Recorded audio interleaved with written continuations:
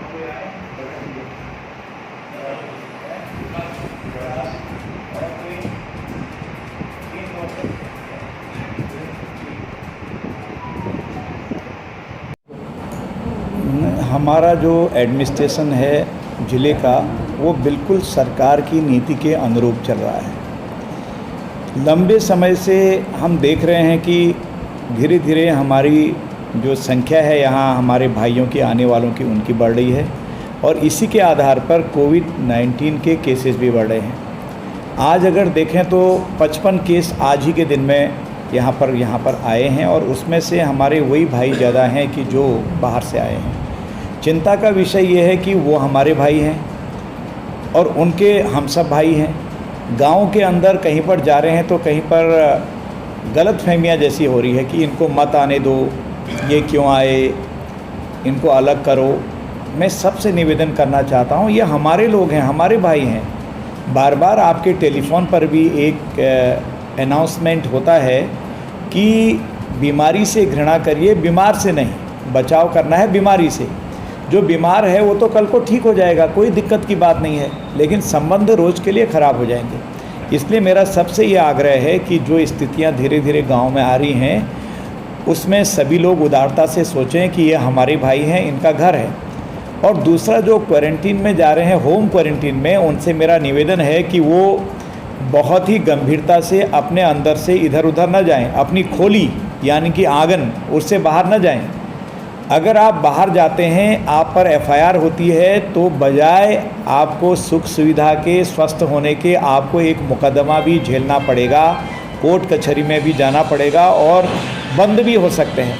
ये स्थिति बहुत दुखदाई होगी हमारे लिए भी, क्योंकि इस समय आपातकाल लगा हुआ है। डिजास्टर मैनेजमेंट एक्ट इस समय पूरे राज्य में लागू है, तो इसलिए इसका भी ध्यान हमारे लोग जो बाहर से आ रहे हैं उनको भी रखना है, और हमारे लोग जो यहाँ रह रहे हैं उनको भी मैं निवेदन करूँगा, ये हमारे भाई हैं, डरने की कोई बात नहीं। ये कोरोना रहेगा 4-5 साल, अब लोगों ने तय कर लिया है। हम अपने हाथ से कोरोना को परास्त करेंगे, काम भी करेंगे, बचाव भी करेंगे। बस सोशल डिस्टेंसिंग रखनी है, इतना ध्यान रखना है। दिक्कत गाँव में संख्या एकदम बढ़ने से आई है, इतना बड़ा मैनेजमेंट करने में दिक्कत तो आती है। पहले ये था कि सभापति और अन्य लोग कैसे करेंगे, आज अब धीरे धीरे जब आर्थिक मामले बता दिए गए हैं, किस तरह से आपको धन मिल रहा है, कैसे आप खर्च करेंगे और किस तरह से टीमें यहाँ आएंगी, और जो वहाँ रुके हुए हैं उनका परीक्षण कैसे होगा।